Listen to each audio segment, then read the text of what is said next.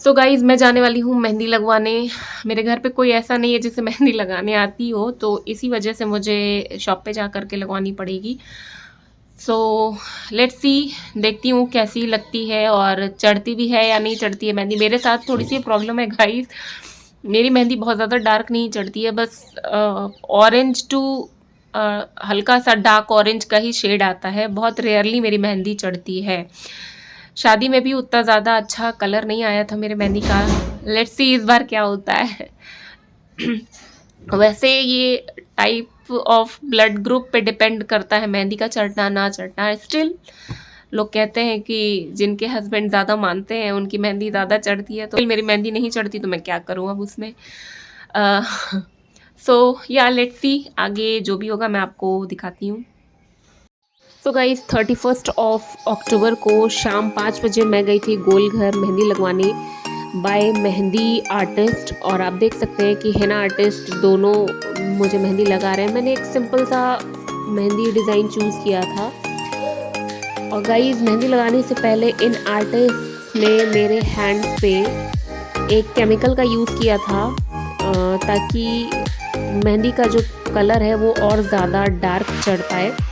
क्योंकि मैंने आपको पहले भी बताया मेरी मेहंदी चढ़ती नहीं थी, मैंने उन्हें ये मेंशन किया था, तो उन्होंने एक केमिकल यूज़ किया जिसकी वजह से मुझे बहुत ही ज़्यादा बुरा वाला एलर्जी हो गया। इतनी ज़्यादा इचिंग स्टार्ट हो गई मेरे हाथों में, मैं आपको बता नहीं सकती गाइज़। मुझे 2 दिन एटलीस्ट 31 एंड 1 नवंबर ये 2 दिन एंटी एलर्जिक दवाएं लेनी पड़ी। मेक श्योर अगर आपको ज़रा भी सेंसिटिविटी है स्किन में तो आप वो केमिकल यूज़ ना करने दें अपने मेकअप मेहंदी आर्टिस्ट को अपने स्किन पर। और गाइस वहाँ से आने के बाद रात के 12 बजे मैंने ये थाली डेकोरेट की अपनी करवा चौथ की। मैंने कोई रेडीमेड थाली नहीं बाय की थी, मेरे पास ये कपड़ा था जिसे मैंने स्टिक कर दिया था अपने थाली पे, और लेस को किनारे किनारे यूज़ करके मैंने उसे डेकोरेट किया। आई am so sorry for this background noise. मेरे बच्चे खेल रहे हैं, मेरा बच्चा और मेरे बच्चे के फ्रेंड्स खेल रहे हैं, तो आपको अगर बैकग्राउंड में नॉइज़ आ रही हो तो आई am so sorry for that. Trust me guys, जितने प्राइस में आप रेडीमेड थाली बाय करोगे ना, उतने में आप अगर खुद से मटेरियल ख़रीद करके डेकोरेट कर लेते हो अपनी थाली, बहुत ही ज़्यादा ब्यूटीफुल लुक आता है। मुझे लगता है इतनी सुंदर थाली अगर आप मार्केट में ढूंढने जाओगे ना, तो वो मुझे लगता है अगर मैं कंपेयर करूँ ऑनलाइन प्रोडक्ट से तो 1000 के नीचे नहीं मिलेगी। सो गाइस ये व्लॉग है 1 नवंबर का, यानी जिस दिन करवा चौथ था उस दिन का। ये मैं वॉइस ओवर दूसरे दिन कर रही हूँ उसके। मैं सुबह 4 बजे पहले ही उठ गई थी, 4 बजे से पहले ही उठ गई थी मैं, बिकॉज़ मुझे काफ़ी सारे काम थे। और फ्रेश वगैरह होने के बाद मैंने अपनी सर्गी की थाली रेडी की। वैसे सुबह सुबह कुछ ज़्यादा खाने का मन तो नहीं करता है, स्टिल मैंने अपनी प्लेट में इंक्लूड किया है मठरी, गुड़, चना, अंजीर, 2 बिस्किट, 1 मिठाई और कुछ मेवे, बादाम और किशमिश। ये पूरे दिन भर के एनर्जी के रिक्वायरमेंट को पूरा करेगा। और ये है थोड़ा सा बादाम एंड केसर मिल्क, मैंने इसे यूज़ किया है ताकि दिन भर एनर्जी बनी रहे, मेंटेन रहे, चक्कर ना आए। और गाइस सुबह 6 बजे के अप्रॉक्स में ही मेरा बेबी जग गया था, तो उसे मैंने अच्छे से नहलाने के बाद मैं उसे रेडी कर रही हूँ ताकि वो बाहर जा सके पापा के साथ मेरे। मैं उसे जब भी ये अप्लाई करती हूँ लोशन या क्रीम वगैरह, वो रोना स्टार्ट कर देता है गाइस। पता नहीं बाकी बच्चे तो बहुत ज़्यादा एंजॉय करते हैं मसाज को, लेकिन मेरा बेबी ऐसा नहीं है। ये है मेरे बेबी के क्लोथ्स। मैंने पूरे कपड़े नहीं पहनाए बेबी को बिकॉज़ खाना गिरा देता है, तो मैंने सोचा पहले उसे खिला लेती हूँ, उसके बाद उसे पूरे कपड़े पहनाऊँगी। और गाइस मेरे बेबी को खाना खिलाना मतलब बहुत ज़्यादा टेढ़ी खीर है, वो खाता ही नहीं है।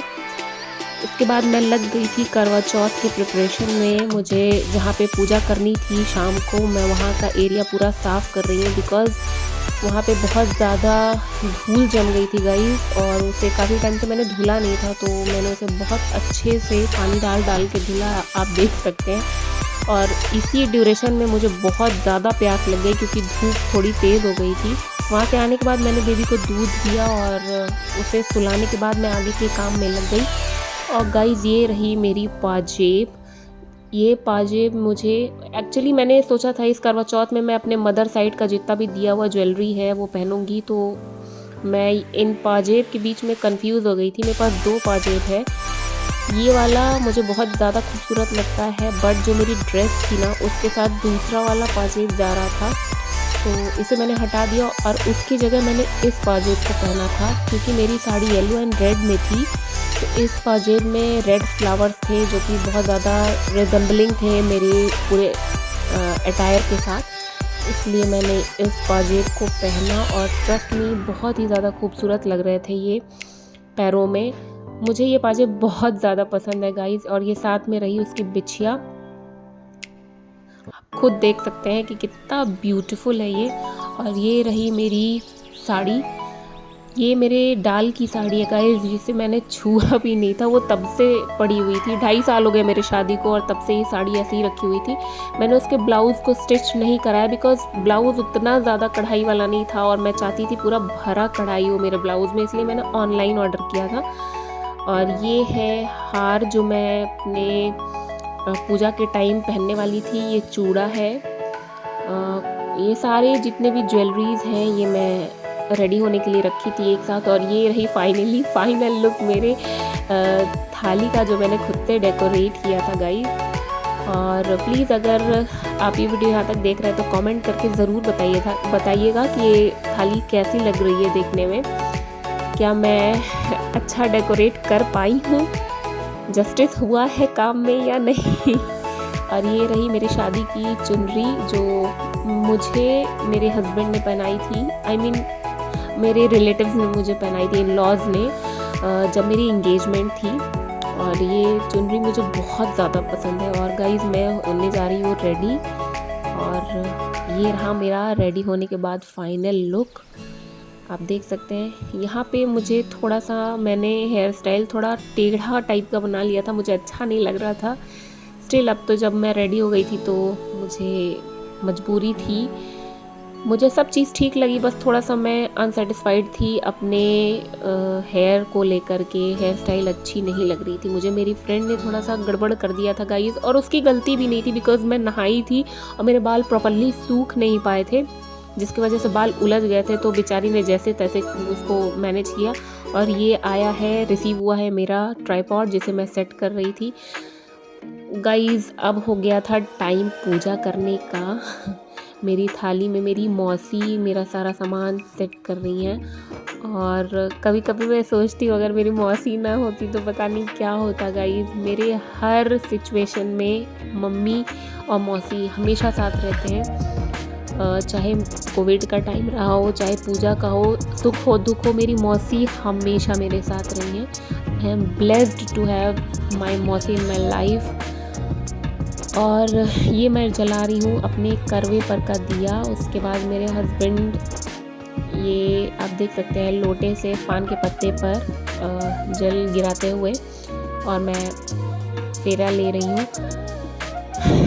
बहुत ही ब्यूटीफुल सा फेस्टिवल है ये, बहुत ही मन खुश हो जाता है। इतनी खुशी होती है ना गाइस कि ना आपको भूख का अंदाज़ा लगेगा ना प्यास का। लेकिन झूठ नहीं बोलूँगी गाइस, पता नहीं क्यों 2 करवा चौथ तो बहुत इजीली निकल गए थे, लेकिन ये तीसरा करवा चौथ ऐसा था जिसमें मुझे बहुत बुरी तरह से प्यास लग गई थी।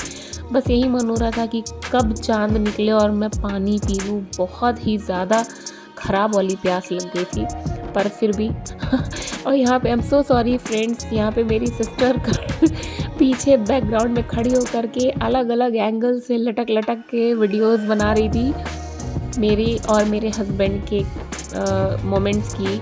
एंड आप जो भी व्लॉग्स में देखते हैं ये मेरे सिबलिंग्स का हार्डवर्क होता है guys, so please appreciate them. पता नहीं किस एंगल से लटक के लेट के वीडियोस बनाते हैं मेरे लिए, जिसे मैं कंपाइल करके आप लोगों के लिए रेडी कर पाती हूँ।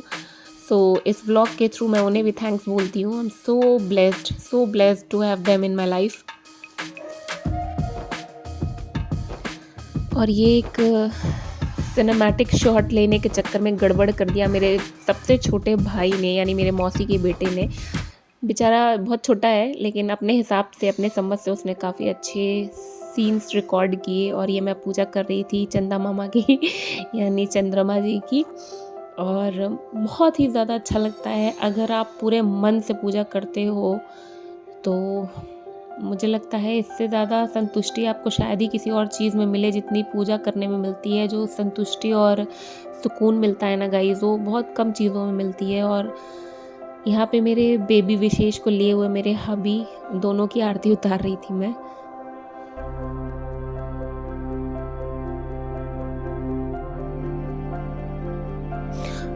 और गाइस यहाँ पे हबी को तिलक लगाने के बाद अब मैं उनके चरणों को छू रही हूँ यानी उनके चरण स्पर्श कर रही हूँ। यहाँ पे मेरे हस्बैंड बहुत हंस रहे थे। हमेशा आशीर्वाद तो भर भर के देते हैं, लेकिन पता नहीं क्यों इतना हंसते हैं। और उनको हंसता देख करके मुझे भी बहुत ज़्यादा हंसी आने लगती है, मैं क्या करूँ। हस्बैंड से ढेर सारे आशीर्वाद पाने के बाद ये अब दे रही हूँ मैं चंद्रमा जी को अर्घ। आई एम सो सॉरी गाइज, अगर पूजा का जो भी वीडियो आगे पीछे हो गया हो तो उसके लिए आई एम सो सॉरी। लेकिन मैंने पूजा पूरे प्रोसीजर से की थी, बस थोड़ा सा वीडियोस मुझे लगता है मैंने इधर उधर कर दिया है, कंपाइल गलत हो गया है, उसके लिए आई एम सो सॉरी।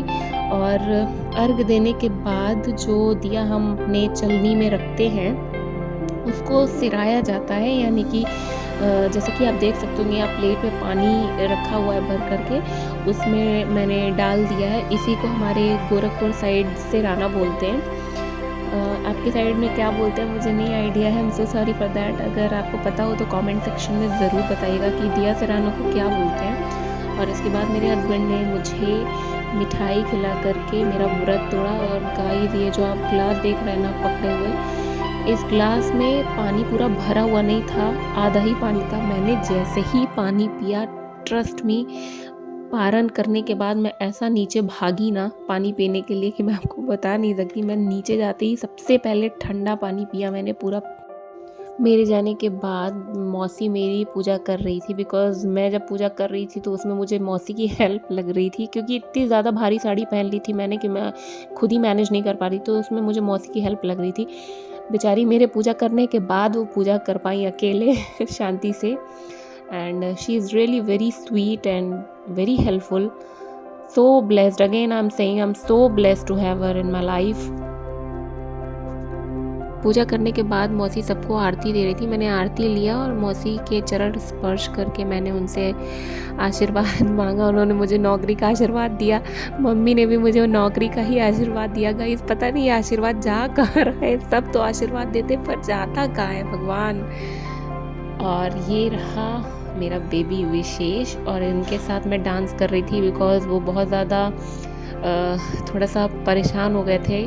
मैं बहुत देर से उन्हें इग्नोर कर रही थी क्योंकि मैंने इतने सारे ऑर्नामेंट्स पहन रखे थे, वो खींच दे रहे थे, इसी डर से मैंने उन्हें गोद में नहीं लिया था।